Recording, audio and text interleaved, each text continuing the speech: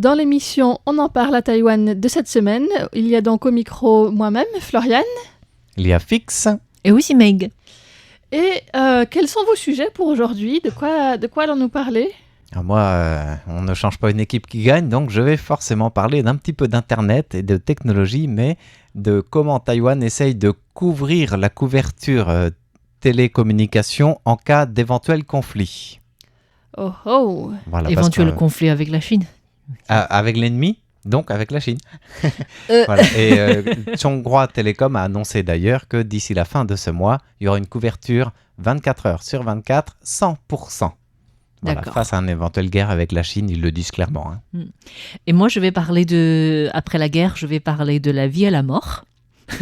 Ben voilà. Des sujets heureux aujourd'hui. Non, pas du tout. En fait, je vais parler d'un architecte d'origine taïwanaise qui est à l'origine du grand musée égyptien, dont le hall principal a été inauguré cette semaine, le 16 octobre plus précisément. D'accord. Et toi, Floriane ? Alors moi, avant de passer de la vie à la mort, je vais parler de ce qui se passe un petit peu plus tôt, c'est-à-dire les personnes âgées. Entre la naissance et la mort. Entre la naissance et la mort. Mais plutôt dans la deuxième moitié de la vie, disons. Et surtout dans le secteur du travail. L'emploi des personnes âgées. D'accord. Alors, parce qu'avec le vieillissement de la société, il y a de plus en plus de personnes plus âgées qui sont à la retraite, qui sont sollicitées en fait pour rejoindre le monde du travail, je suppose. Exactement, c'est ça. Et le filon va continuer dans ce sens-là parce que cette semaine, on ne l'a pas vraiment traité dans notre nouvelle d'actualité, mais j'ai vu les dernières statistiques du ministère de l'Intérieur qui s'inquiètent de voir qu'il n'y a pas eu d'effet dragon sur les naissances. Donc, à la fin du mois de septembre, c'était d'année à année scolaire. Eh bien, l'année du dragon enregistre une baisse des naissances par rapport à l'année précédente, ce qui est très très rare. Oui. Voilà. Alors, on va pas parler de ça tout de suite, on parle plutôt de quoi du coup ? On va parler de la couverture entière d'Internet annoncée par Chonghua Telecom, parce que si les auditrices et auditeurs nous suivent sur Internet ou en ondes courtes, ils ne voient pas ce qui se passe dans le studio parce que de toute façon, on n'est pas enregistré en format vidéo, mais tous les regards étaient vers moi quand on demandait par quel sujet nous commencions. Voilà pourquoi je me lance. Ce n'est pas par manque de politesse ou par imposition, tout simplement. Voilà. En fait, c'était un macho, en fait. Tu ne voulais pas nous laisser commencer. Alors, il n'y a pas de machisme dans une société d'égalité des sexes et justement d'équité des genres. Donc, CQFD, on en revient au sujet de couverture entière d'Internet de secours. Attention, de secours en cas de conflit. Qu'est-ce que ça veut dire ? La compagnie publique Chonghua Telecom, c'est l'équivalent de France Télécom en France. C'est la plus grande compagnie de télécom de Taïwan. En fait. Tout à fait. Eh bien, quand on parle des télécommunications, on ne peut pas y échapper. Et ils ont annoncé cette semaine que Taïwan sera, d'ici la fin du mois, donc dans les 10 derniers jours qui nous restent, couvert d'un accès 24 heures sur 24, 7 jours sur 7, même en cas de conflit, d'un système de secours d'Internet. Qu'est-ce que ça veut dire ? C'est-à-dire ? Ça veut dire en cas de conflit, de guerre ou d'actes malveillants, parce que ça existe aussi, eh bien, on peut toujours avoir une connexion, donc des télécommunications par l'Internet, ce qui n'est pas le cas aujourd'hui. Alors pour cela, il faut remonter, vous vous souvenez sans doute d'un certain jour de 2023, en février, 2 câbles sous-marins ont été sectionnés entre Taïwan et les îles Matsu. Et il a fallu plusieurs mois pour tout réparer. Et ces 2 câbles sectionnés ont fait que les communications ont été en grande partie paralysées sur plusieurs zones de réseau et sur plusieurs mois. Du coup, les les résidents de Matsu ou de certaines zones du nord de Taïwan n'avaient pas accès à Internet tout le temps. Il a fallu beaucoup de travaux et déployer des nouveaux réseaux de distribution des télécommunications dans les zones qui étaient touchées. Et depuis, le gouvernement a accéléré justement tous ses efforts de mettre en place un réseau de secours. Donc, c'est un réseau bis de communication qui permet de pallier les manques en cas justement de câbles souterrains coupés ou en cas de guerre, parce que la guerre en Ukraine a aussi montré que les communications étaient les premières cibles en fait de l'ennemi en cas de conflit. Alors du coup, Alex Tien Chu-Chang, qui est le PDG adjoint de Chonghua Telecom, a indiqué que pour réussir cette entreprise, Déjà, Taïwan avait fait plusieurs appels d'offres, avait un premier contrat qui n'a pas abouti, on va y revenir après, et finalement, il coopère avec une entreprise britannique qui s'appelle Eutelsat OneWeb pour fournir une couverture complète d'ici la fin de ce mois, qui se base aussi sur ce qu'on appelle les basses fréquences au niveau satellitaire, parce que c'est surtout ça qui est important en cas de conflit, c'est quelque chose qui ne peut pas être coupé tout simplement. Donc, parce que ça ne passe pas par des câbles, parce que ce n'est pas contrôlé par l'ennemi. Et c'est là que j'en reviens à la première coopération que Taïwan avait envisagée. C'était avec une entreprise, vous connaissez sans doute son nom ? France Télécom. Non, je pense que c'est avec Elon Musk. Exactement, donc Starlink. d'Elon Musk. Et vu ce qui s'est passé en Ukraine et vu les dernières déclarations d'Elon Musk concernant plutôt des déclarations pro-chinoises que favorables à Taïwan, le gouvernement s'est dit peut-être qu'il ne donnera pas forcément l'accès de couverture de ces satellites basse fréquence en cas de conflit à Taïwan pour être trop proche de la Chine, par exemple. Du coup, on a préféré, quand je dis on, c'est le gouvernement, bien sûr, l'État taïwanais, a préféré coopérer de manière plus sécuritaire et avec d'autres entreprises pour ne pas mettre tous ses œufs dans le même panier. Et voilà pourquoi c'est passé par l'entreprise britannique, Eutelsat OneWeb, qui fournit ce qui manque à Taïwan en matière de stations de réception au sol sur le territoire, sachant que le ministère du numérique a déjà établi du côté taïwanais 700 stations qui sont réparties sur tout le territoire, non seulement l'île principale, mais aussi les îles annexes de Taïwan. Et ces stations permettent de recevoir un signal justement de ces satellites basse fréquence pour une couverture ou pour relayer une couverture de télécommunications d'urgence.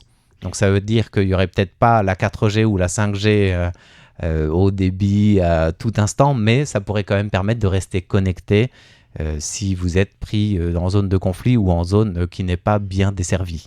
Donc, logiquement, en cas de situation difficile ou de guerre, entre guillemets, oui. Donc, logiquement, Taïwan ne sera pas coupé de communication avec l'extérieur comme on avait estimé au moment du début de la guerre en Ukraine, par exemple. Et c'est exactement par rapport à ces rapports qui étaient un peu alarmants suite à la situation du conflit en Ukraine qui a surpris le monde entier, en fait, que Taïwan s'est dit qu'il faut absolument qu'on améliore certains réseaux, notamment en communication, parce que l'île est fragile à ce niveau-là. Donc même s'il y a un blocus, un encerclement de Taïwan au niveau militaire, un blocus économique, il y aurait quand même des communications qui peuvent être assurées et qui le seront grâce aux efforts du ministère du numérique qui a œuvré depuis l'ancienne ministre Audrey Tang, avec énormément de budget, énormément de voyages à l'étranger qui ont d'ailleurs été critiqués à un moment donné, mais qui ont permis justement de trouver les meilleurs fournisseurs de ces satellites basse fréquence pour coopérer avec les stations de réception, parce que Taïwan ne peut pas faire ça tout seul. Ça, c'est en cas de conflit. En cas de catastrophe naturelle, c'est aussi très très important de pouvoir se baser sur ces stations de réception. Et d'ailleurs, le ministère du numérique avec l'État ont coopéré pour pouvoir développer ce genre de services de communication dans les gorges de Taroko, dans les zones un peu plus reculées des montagnes d'Alishan, à la suite de la malheureuse expérience du tremblement de terre du 3 avril dernier, parce qu'il y a des zones qui étaient inaccessibles par voie terrestre. Par les drones, c'était aussi compliqué, mais si les communications basse fréquence pouvaient permettre d'établir un lien sur place, ça peut aussi permettre de repérer de la vie sur place et éventuellement de relayer un signal pour justement des drones, au moins pour larguer des vivres en attendant que les secouristes puissent accéder à ces zones. Donc ce sont vraiment sur ces deux plans-là que Taïwan travaille. J'espère que les auditeurs n'ont pas peur de se dire je parle comme si la guerre est pour demain. Non, c'est aussi en cas de catastrophe naturelle, quoi. Mais est-ce que ça couvre aussi les îles auxiliaires de Taïwan? C'est ce qui est dit dans le communiqué de Changhua Telecom. Ça couvre l'ensemble du territoire, Qingmen, Matsu, Penghu aussi. D'accord. Donc les 700 stations, j'ai pas la répartition par contre de combien sur l'île principale, combien sur les autres îles annexes, mais ça couvre tout parce que les îles annexes sont aussi les plus fragiles en matière de télécommunications, vulnérables soit à un acte malveillant, soit en cas de guerre aussi. Soit un accident quand un bateau passe par-dessus les câbles et les coupe Tout à fait. Et on parlait d'Elon Musk au début, pourquoi ça s'est pas fait avec lui, pour les deux raisons que Taïwan ne veut pas mettre ses œufs dans le même panier et qu'il y a un danger vis-à-vis de l'idéologie promulguée par Elon Musk. Qui, je pense, pour Taïwan, peut être considéré comme fiable dans sa coopération. Mais il y avait des négociations depuis 2019 avec lui. Pourquoi ça s'est pas fait aussi au final? Parce qu'avant même ces déclarations un peu polémiques, Taïwan essayait de voir avec sa société comment c'était possible, et notamment par SpaceX aussi, de faire des choses. L'exigence d'Elon Musk et de sa compagnie, c'était de posséder 100% des opérations de Starlink à Taïwan, ce qui est totalement inconcevable évidemment pour n'importe quel pays digne de ce nom d'ailleurs. Et l'exigence taïwanaise était de rester majoritaire, au moins 51% des parts dans cette co-entreprise. Et du coup, Starlink a refusé et Taïwan est allé voir ailleurs, aussi pour ces raisons-là, bien évidemment. De toute façon, c'est plus rassurant de ne pas coopérer avec une société qui vise avant tout sur le marché chinois. Tout à fait. Donc Taïwan continue bien sûr de renforcer ses câbles sous-marins, des câbles terrestres aussi, le développement de la 5G, maintenant on parle même de la 6G, les ondes courtes, les micro-ondes, l'orbite basse, on en parlait à l'instant. Tout ça, Taïwan le développe pour avoir le plus de réseaux de communication possible et construire un réseau, qu'on peut dire, un paradigme ou un écosystème complet et résilient, sécurisé dans tous les cas de figure. Voilà, c'est une bonne nouvelle en fait pour commencer. On en parle à Taïwan. Eh oui. Au moins, ça nous donne de l'espoir en attendant. Et c'est important parce que l'espoir fait vivre de la vie à la mort. De la vie à la mort. Alors, ça nous permet de parler du grand musée égyptien dont le hall principal a été inauguré le 16 octobre. Et ce musée se situe près des pyramides de Gizeh. Alors, c'est un projet pharaonique, on pourrait le dire, parce que le projet a commencé dès 2002, à une époque où apparemment il y avait un homme politique important qui s'est moqué de l'Égypte, qui s'est moqué du musée de Caire notamment, en disant que le musée était tellement petit, ça devenait royalement un entrepôt des objets qui sont stockés parce que la plupart des pièces ne pouvaient pas être exposées compte tenu de l'espace restreint. Et du coup, l'Égypte a fait un appel international. Apparemment, c'était l'un des plus grands appels internationaux dans le monde, avec une participation de plus de 1500 œuvres venant de 82 pays. Voilà. Et c'était un appel pour recevoir des œuvres ou pour recevoir des fonds? Pour construire un musée. Pour construire un musée, pour agrandir le musée? Pour construire un nouveau musée. D'accord. Voilà. De bonnes œuvres. Après, ils ont besoin d'un nouveau musée s'ils veulent récupérer tout ce qui a été trésor de guerre volé jusqu'au Louvre. Là, c'est un autre sujet. Pas de polémique, Et finalement, la société qui a remporté cet appel d'offres gigantesque, parce que c'est un projet qui coûte au total 1,1 milliard d'euros en fait. Donc c'est extrêmement coûteux en fait. Et du coup, c'est une société qui s'appelle Hoshin Renegan et Peng. Donc Peng, c'est un nom chinois. Oui. Enfin, taïwanais, chinois. C'est une seule société. Oui, et Renegan, c'est le nom de son épouse en fait. Et du coup, cette société d'architecture a été créée à New York en 1999 par le couple. Et la société a été déménagée par la suite à Dublin en 2001. Et depuis, elle est basée à Dublin et à Berlin à la fois. Mais et ce qui est intéressant de voir, c'est qu'en 2 ou 3 ans, ils ont déjà obtenu cet appel d'offres, quoi. Oui. L'architecte taïwanais s'appelle Peng Shifo et il avait fait les premières années de son école primaire à Taïwan avant de suivre sa famille pour émigrer, je crois que c'est vers les États-Unis. Et il a décroché son projet en expliquant qu'il est le seul parmi les 1500 œuvres proposées à vouloir construire le musée entre le plateau et plaine, en sachant qu'il y a un dénivelé de 60 mètres entre les deux. Et l'architecte a expliqué que les autres propositions étaient soit sur le plateau, soit sur les plaines. Donc il est le seul à situer entre les deux. Pour faire une jonction ou... Pour faire une jonction, mais son objectif, c'est de parler de la vie et la mort, en fait. Une sorte de liaison, en fait, entre les deux structures différentes. Parce que la plaine, en fait, c'est la plaine de la vallée du Nil. Et le plateau, c'est le plateau de le Gizeh. désert de Gizeh. Du coup, c'est de la naissance vers la mort. En fait, du coup, il profite de ce dénivelé de 60 mètres et en réalisant une sorte d'architecture sur de grands escaliers, et on a l'impression de loin que c'est quelque chose qui descend, en fait. On descend les marches et donc ça ne dérange pas la vue sur quoi que ce soit, en fait. D'accord, on garde toujours un point de vue magistral, panoramique, en fait. Oui, et c'est un musée gigantesque parce qu'il s'étend sur 47 hectares, un terrain, en fait. Le terrain s'étend sur 47 hectares avec un jardin de 12 hectares. Et le bâtiment principal et du centre de conférence s'étend sur 13 hectares. Donc c'est quelque chose d'absolument incroyable, et ce sera le lieu pour exposer les pièces les plus importantes de la collection du tombeau de Toutankhamon, dont les éléments ont été nettoyés, déménagés en 2010. Et c'est la première fois que les 5500 pièces de ce trésor seront entièrement exposées au public sur une superficie de 7000 mètres carrés en 5 salles. Du coup, si on veut reprendre les propos de l'homme politique qui avait critiqué l'entrepôt des trésors du musée, on passe à la folie des grandeurs, là. Oui.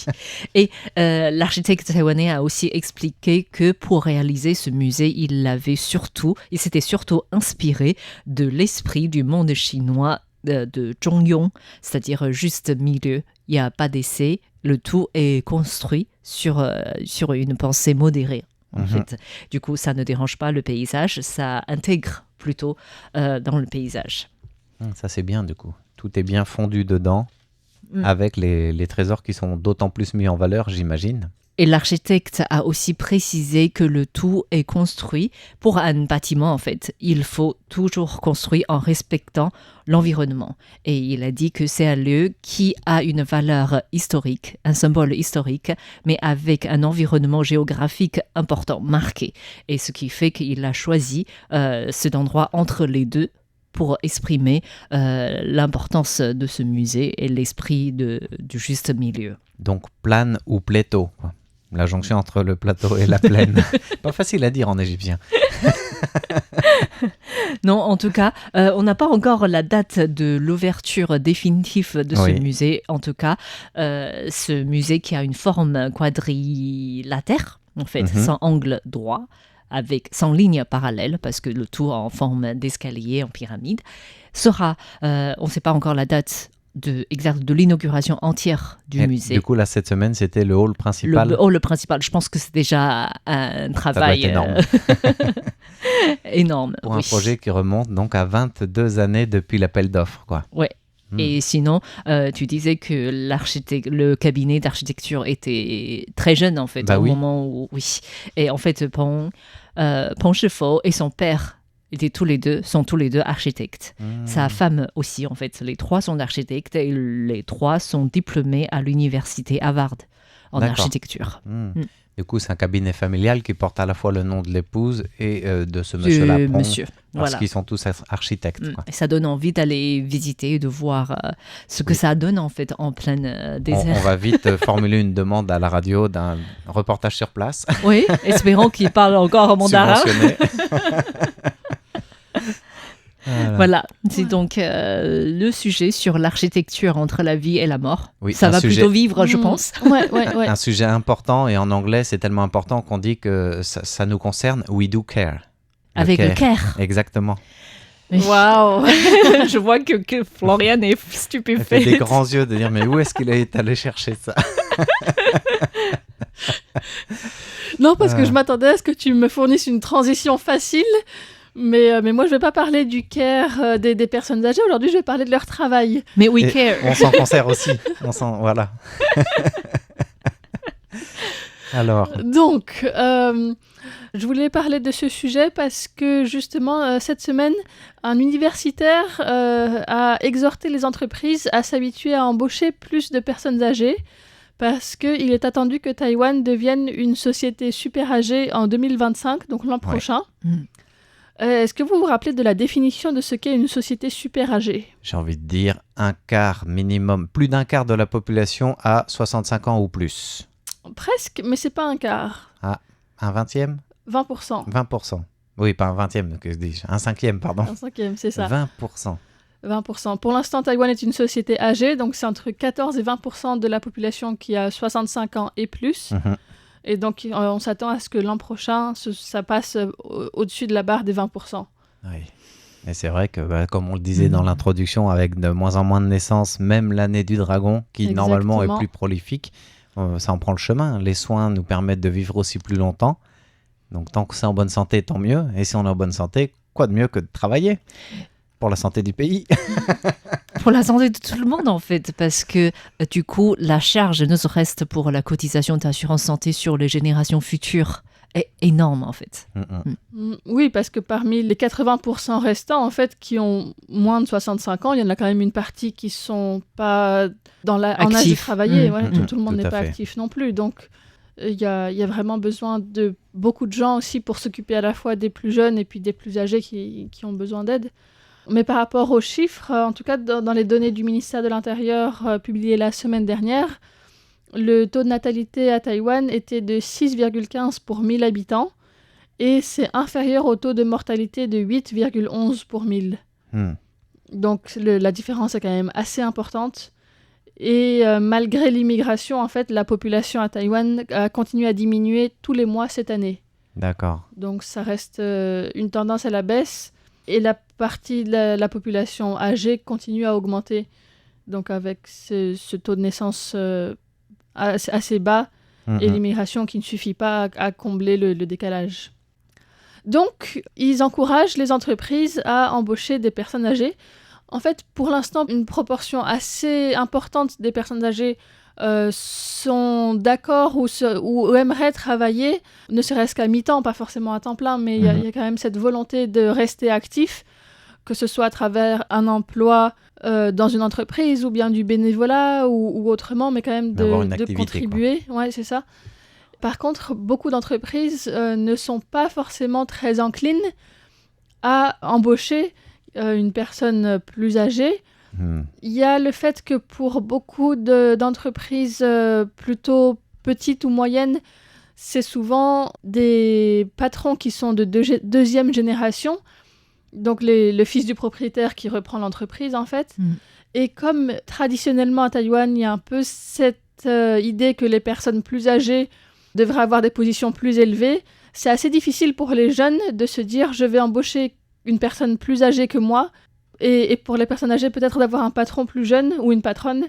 Il y a encore cette image. Il y a aussi cette image qui fait que c'est un des freins en tout cas, parce que souvent l'âge est associé à l'ancienneté et à une certaine responsabilité, et donc c'est pas forcément évident ni pour les personnes responsables ni pour les personnes âgées de se mettre dans une situation inverse un petit peu à ce qui serait attendu avec l'âge. Mais je pense que c'est une situation qui changera en fait à force des choses avec les personnes qui restent actifs en fait malgré l'âge de la retraite qui est à 65 ans. Ils peuvent tout à fait être professionnels en fait dans des secteurs et du coup ça répond aux besoins en fait aussi des entreprises. Mais est-ce que le gouvernement encourage par des cotisations moins fortes par exemple pour des emplois seniors?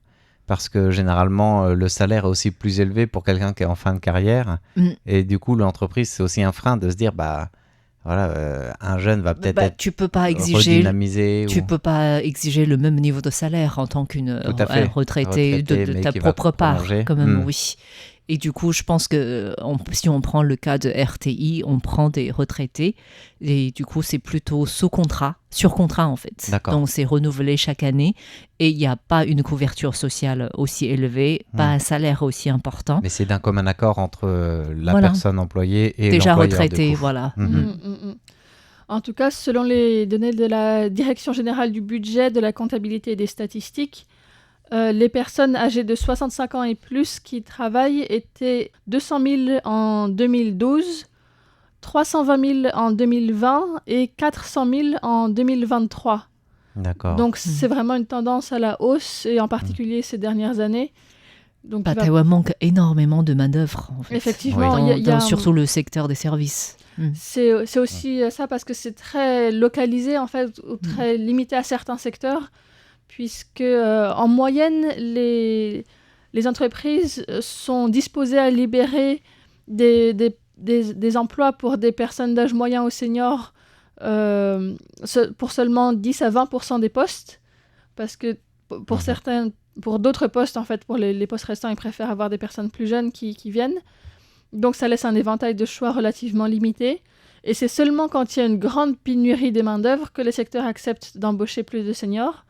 Et donc c'est tout ce qui est dans le secteur de la restauration, le commerce au détail, en gros, mais aussi la vente en ligne, tout ce qui est la vente par téléphone aussi notamment, parce que souvent les personnes plus âgées ont aussi beaucoup plus d'expérience sociale et donc sont peut-être plus à l'aise pour communiquer. Le service après-vente aussi. C'est ça, oui, tout ce qui est service après-vente. Il y a aussi le secteur de gardiennage. Gardiennage, etc. c'est ça, l'éducation, mais beaucoup pour tout ce qui est garderie, aide aux devoirs, pour les Anqingban par exemple. Ah oui, aussi. Les écoles auxiliaires. Écoles auxiliaires pour le soir, c'est ça, en plus de l'école.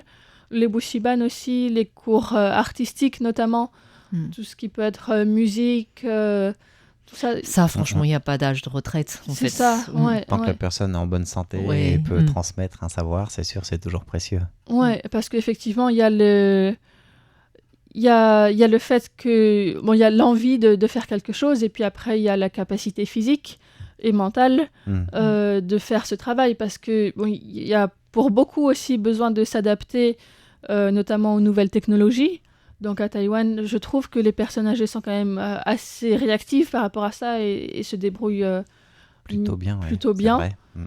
Mais ça peut demander quand même aussi des apprentissages difficiles. L'autre jour, j'étais en train de faire mes courses au supermarché du coin, et je voyais une jeune caissière qui montrait à une dame beaucoup plus âgée, qui était visiblement très, très nouvellement embauchée, comment passer les produits pour les scanner, comment manipuler la caisse pour sortir le ticket. Donc elle apprenait vraiment à utiliser cet écran. Et donc voilà, c'est un exemple très, très récent. Ouais, il y a aussi des chaînes de fast-food comme Moss, par exemple, et qui embauchent énormément de personnes plus âgées, en fait. Je pense que ça permet de réduire les frais de personnel aussi. C'est possible, oui. Aussi, ouais. Et puis, c'est souvent aussi des personnes qui n'ont pas forcément d'enfants à charge, ou souvent plus du tout, et donc elles sont assez flexibles au niveau des horaires de travail. Donc, pour tout ce qui est, c'est ça, supermarché ou bien fast-food, ça peut... Ils se lèvent tôt, c'est ça? Soit se lèvent tôt, soit se coucher tard. Mais en tout cas, il y a cette flexibilité que n'ont pas forcément les parents, en tout cas, avec des jeunes enfants. C'est sûr. Donc voilà. Après, au niveau physique aussi, il faut avoir la capacité physique peut-être de rester debout pour de longues heures, tout ça. Donc ça peut être quand même assez fatigant. Mais d'un autre côté, ça peut aussi justement encourager ces personnes-là à se maintenir en forme et à être plus actifs, parce que rester toute la journée sur son canapé, c'est pas non plus très sain, quoi. Donc ça peut être dans une certaine mesure, et voilà, il faut que ça reste modéré. Mais c'est bien aussi, enfin c'est bien, avec tous les jugements que ça comporte. C'est aussi pour ça qu'une partie de la population, justement senior, se dit prête à retrouver une activité. C'est justement pour... Et on peut aussi voir par rapport à l'évolution à l'avenir du nombre de bénévoles à Taïwan, parce que Taïwan compte énormément de bénévoles, qu'on voit même dans les établissements médicaux.